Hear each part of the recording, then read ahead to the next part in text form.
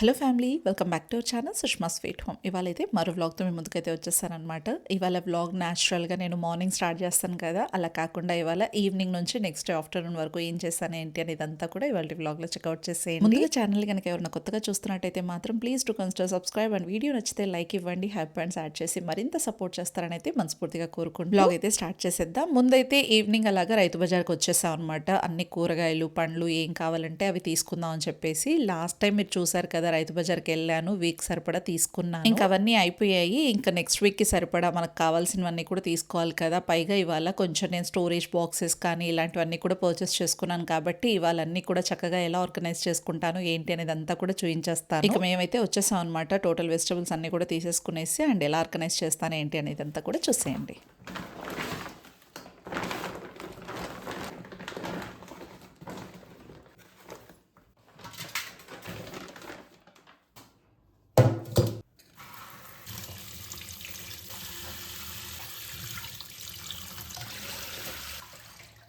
తెచ్చిన వెజిటబుల్స్ అన్నీ కూడా ఇలా చక్కగా వాష్ చేసేసుకునేసి ఒక డ్రై క్లాత్ తీసుకొని మొత్తం వైప్ చేసేసుకునేసి డ్రై చేసుకుంటున్నాను.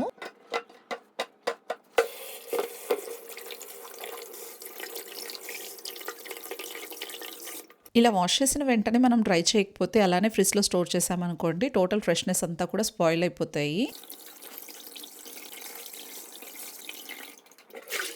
ఇలా నీటి శాతం ఎక్కువగా ఉన్న కూరగాయల్ని మనం కట్ చేయకుండా ఫ్రిడ్జ్లో అలానే పెట్టకూడదు, నీరు నిండి ఇంకా పాడైపోతాయి.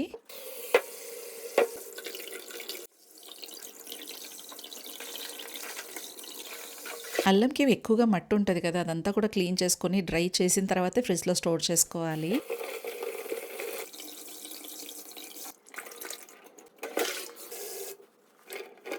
ఇక బీన్స్ అలాంటివి అయితే చక్కగా ఇలా వాష్ చేసుకునేసి డ్రై చేసుకున్న తర్వాత చాప్ చేసుకునేసి ఒక బాక్స్లో స్టోర్ చేసి పెట్టుకుంటా. మిర్చి అయితే మాత్రం తొడిమలు తీసే ఫ్రిడ్జ్లో స్టోర్ చేసుకోండి, లేకపోతే ఆ తాజాదనం అంతా కూడా కొలాప్స్ అయిపోతుంది.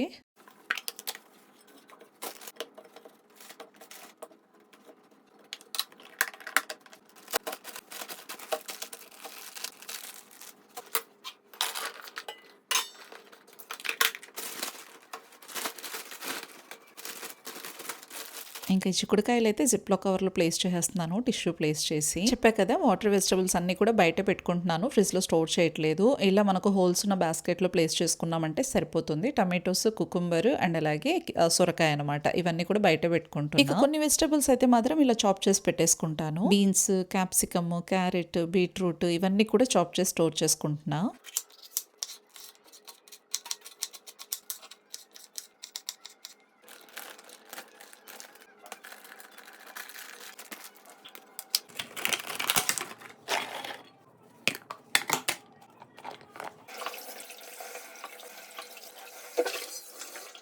ఈ స్టోర్ చేసుకునేవన్నీ కూడా నేను జస్ట్ 1 వీక్ పర్పస్ కాబట్టి చాప్ చేసుకొని మనం అలా స్టోర్ చేసుకున్నా పర్లేదు. 1 వీక్ 10 డేస్ దాకా ఫ్రెష్గానే ఉంటాయి. ఇంకా క్యారెట్, బీట్రూట్ ఇవన్నీ కూడా చాప్ చేసుకుంటున్నాను. బీట్రూట్ అయితే మా వారు చాలా సన్నగా తరుగుతారు, అందుకోసం ఆయనకి ఇచ్చేస్తున్నాను. నేను క్యారెట్ కట్ చేస్తున్నా.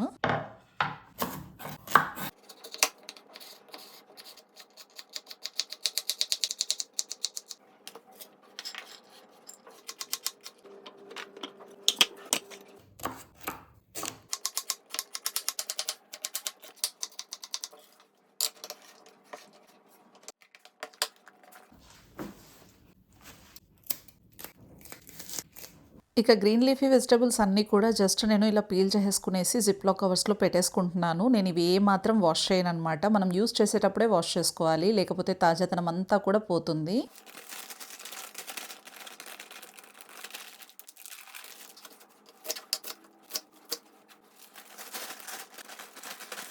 ఇలా ఆకుకూరలు అయితే మాత్రం నేను జిప్లో కవర్లోనే ప్లేస్ చేసుకుంటాను. ముఖ్యంగా అందులో ఏమాత్రం గాలి లేకుండా అంతా తీసేసి టిష్యూ ప్లేస్ చేసుకుని జిప్ లాక్ చేసుకున్నామంటే చాలా రోజుల వరకు ఫ్రెష్గా ఉంటాయి అన్నమాట. అలా చేయండి, మీరు కూడా డెఫినెట్గా వర్కౌట్ అవుతుంది.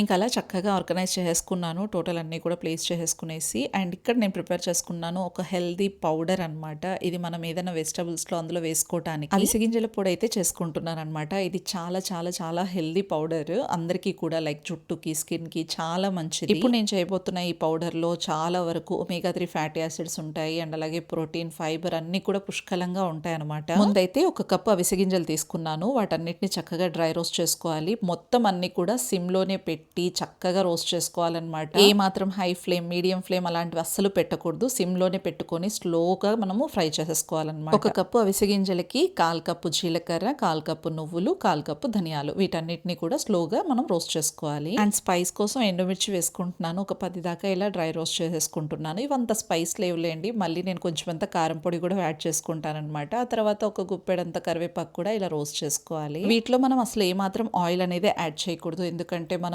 నువ్వుల్లో కానీ లేకపోతే ఈ అవిసె గింజల్లో కానీ ఆల్రెడీ ఆయిల్ ఉంటుందన్నమాట. అసలు ఏమాత్రం ఆయిల్ యాడ్ చేయకూడదు. మొత్తం అన్ని అలా వేపేసుకునేసి చల్లారబెట్టేసుకోవాలన్నమాట. అవి చల్లారే లోపు నేను ఇక్కడ మరో కప్పు అవిసె గింజలు వేపేసుకుంటున్నాను. ఇవి దేనికంటే మనకు కావాల్సినప్పుడు జస్ట్ అలా నములుకుంటూ తినేయటమే అనమాట. క్రంచీగా చాలా బాగుంటాయి. అండ్ నెక్స్ట్ వచ్చేసి వెజిటబుల్ సలాడ్స్ అలాంటివి ప్రిపేర్ చేసినప్పుడు డ్రై సెసమి సీడ్స్ ఉంటే బాగుంటది కదా అని చెప్పేసి ఒక కప్పు నువ్వులు కూడా ఇలా దోరగా వేయించేసుకుని పక్కన పెట్టేసుకుంటున్నా. ఇవేంటంటే కొంచెం హ్యాండీగా ఉండడానికి ముందే ప్రీ ప్రిపరేషన్స్ అయితే చేసుకుంటూ ఉన్నాను అనమాట. ఇప్పుడు నేను చేసుకోబోతున్న ఈ అవిసె గింజల పొడి అయితే చాలా వరకు హెల్ప్ అవుతుంది. ఇంకా పప్పుల పొడి కూడా చేసుకోవాలి. అది తర్వాత చూపిస్తాను. ఎందుకంటే థైరాయిడ్ ఉన్న వాళ్ళు అసలు ఏమాత్రం పల్లీలు తినకూడదు.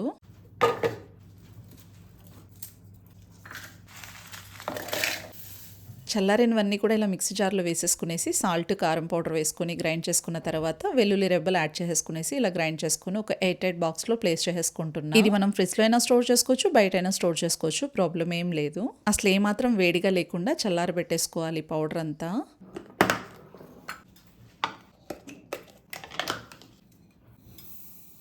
ఇక అవిసె గింజలు కూడా ఇలా మనం 8 బాక్స్లో స్టోర్ చేసి పెట్టేసుకున్నామంటే ఆ క్రిస్పీనెస్ అనేది అసలు పోదనమాట. లేకపోతే కొంచెం గాలాడేలాగా పెట్టామనుకోండి మెత్త మెత్తగా అయిపోతాయి.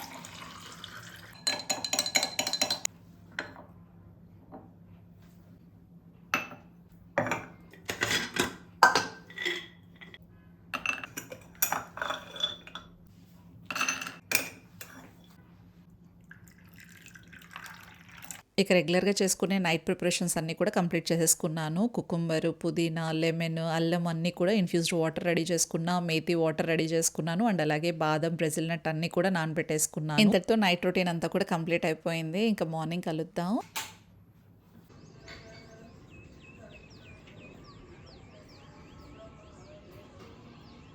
గుడ్ మార్నింగ్ అందరికీ. ఇక నా డే అయితే ట్యాబ్లెట్‌తోనే స్టార్ట్ అవుతది. తెలిసిందే గదా! థైరాయిడ్ టాబ్లెట్ వేసుకున్న 4 అవర్స్ వరకు నేను వాటర్ అసలు ఏమి తీసుకోననమాట. వాటర్ తాగిన తర్వాత నేను ఈ డిటాక్స్ డ్రింక్ అయితే తీసుకుంటున్నా.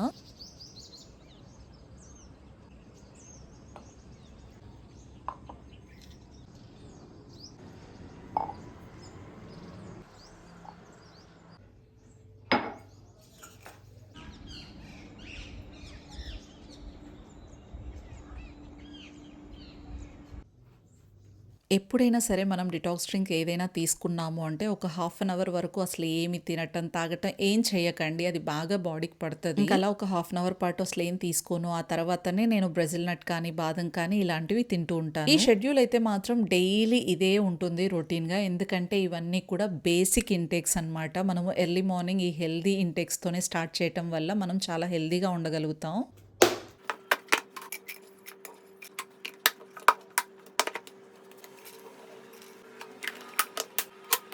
ఇక నెక్స్ట్ అయితే నేను బీట్రూట్ జ్యూస్ అయితే ప్రిపేర్ చేసేసుకుంటున్నాను. బీట్రూట్, క్యారెట్ అండ్ అలాగే కుకుంబర్, జింజర్ ఈ 4టిని నేను ఇలా చక్కగా గ్రైండ్ చేసేసుకున్న తర్వాత కొంచెం వాటర్ కూడా యాడ్ చేసుకొని గ్రైండ్ చేసుకుంటాను. ఇందులో ఎక్కువ వాటర్ యాడ్ చేయాల్సిన పని లేదు. జస్ట్ హాఫ్ గ్లాస్ వేసుకుంటే సరిపోతుందనమాట. ఇలా యాడ్ చేసుకునేసి గ్రైండ్ చేసుకున్న తర్వాత స్ట్రెయిన్ చేసుకునేసి అందులో ఒక హాఫ్ లెమన్ స్క్వీజ్ చేసుకొని తీసుకోవటమే.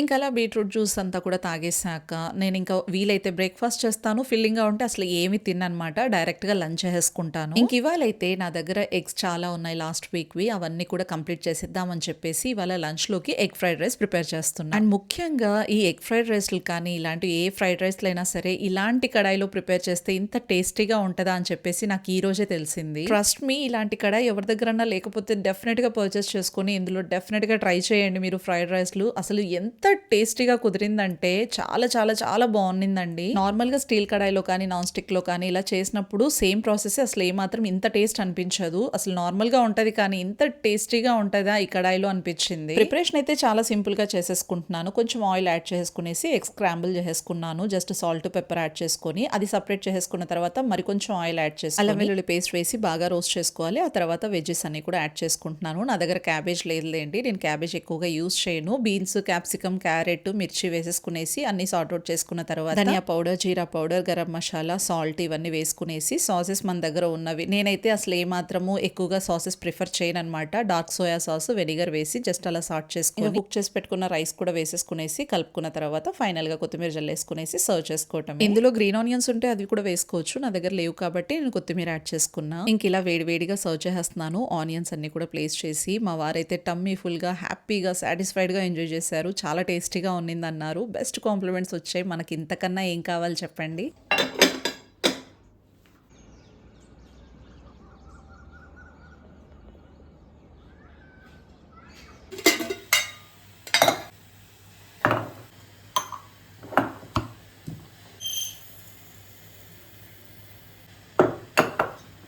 ఇక నా కోసం అయితే కీన్వా కుక్ చేసుకుంటున్నాను. 1 గ్లాస్ ఆఫ్ కీన్వా తీసుకునేసి ఒక 2-3 సార్లు చక్కగా వాష్ చేసేసుకున్న తర్వాత ఒక 2 గ్లాసెస్ ఆఫ్ వాటర్ యాడ్ చేసేసి కుక్కర్కి పెట్టేస్తున్నాను. కొంచెం అంత సాల్ట్ యాడ్ చేసేసుకునేసి లిడ్ పెట్టి ఒక 2 విజిల్స్ పెట్టేసుకుంటున్నా అంతే.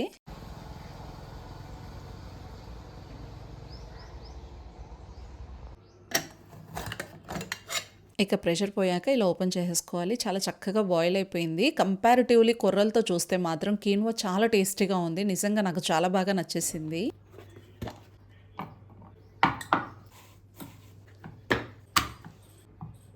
ఇంట్లో వాళ్ళకి వైట్ రైస్‌తో ఎగ్ ఫ్రైడ్ రైస్ చేశాను కదా! నా కోసం కీన్వాతో నేను ఎగ్ ఫ్రైడ్ రైస్ ఎలా చేసుకుంటాను, అది కూడా హెల్తీగా ఎలా చేసుకోవాలి అనేది చూయించేస్తాను. ముందైతే గార్లిక్ ఇలా ఒక 4 తీసుకున్నా, కట్ చేసేసుకున్నాను. పచ్చిమిర్చి, కొత్తిమీర కాడలు సెపరేట్‌గా, కొత్తిమీర మామూలు లీవ్స్ ఉంటాయి కదా! అవి సెపరేట్‌గా కట్ చేసేసుకున్నాను. నేను ఇక్కడ నా కోసం అయితే కొబ్బరి నూనె వాడుతున్నానండి. Just little amount of oil వేసేసుకునేసి ఒక 2 ఎగ్స్ ఇలా స్క్రాంబుల్ చేసుకుంటున్నాను. ఉప్పు, పెప్పర్ పౌడర్ వేసేసుకునేసి.